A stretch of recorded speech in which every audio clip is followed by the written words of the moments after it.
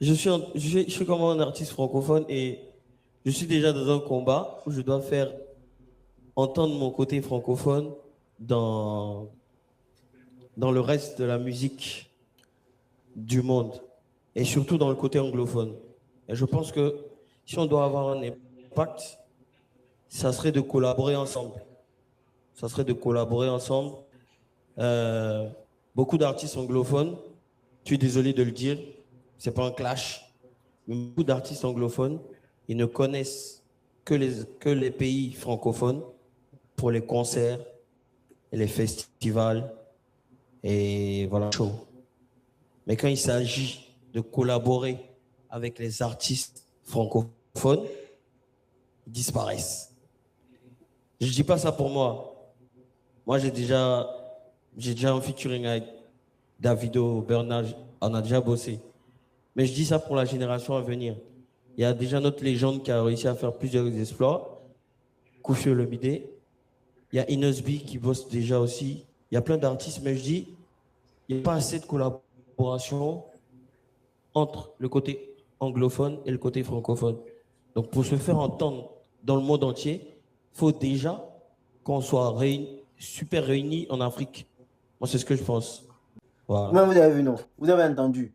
Il a décidé de dire les thèmes aux artistes anglophones. Il a décidé de dire les thèmes. Et puis devant eux, hein. C'est pas comme si Jean, il est venu s'asseoir pour faire vidéo, live ou truc. Devant eux.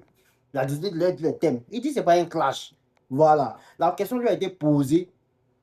Comment on doit faire pour que la musique africaine puisse évoluer ensemble? Tu vois? Il a dit les thèmes.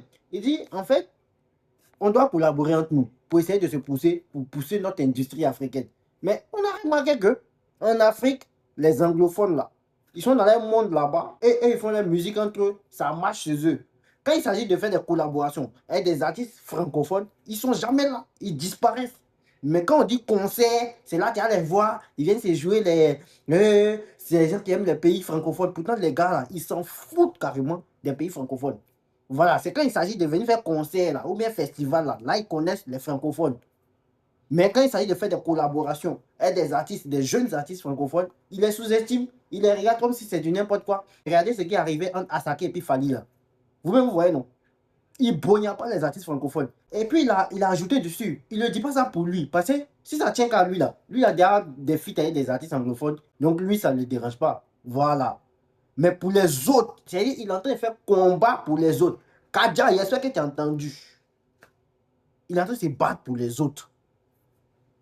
Pour que d'autres artistes aussi là puissent avoir les portes ouvertes dans le monde anglophone. Il est en train de batailler pour ses petits frères, pour la nouvelle génération qui va venir, pour qu'il y ait plus de fluidité, pour qu'il y ait plus de portes ouvertes aux artistes francophones dans le monde anglophone. Mais quand c'est comme ça, quand c'est genre de combat là, personne ne parle de ça. C'est quand c'est pour lever, pour venir ouvrir beuve dans la chanson pour dire que non, je dis, veut manger celui-là. On les voit, ils sont premiers en train de piailler, piailler, piailler. Parmi vous, là, tous ceux qui sont en train de parler, dites-moi Martin Minsoir, dites-moi qui a plus fait pour essayer d'accomplir quoi que ce soit pour l'évolution de la musique ivoirienne. Qui?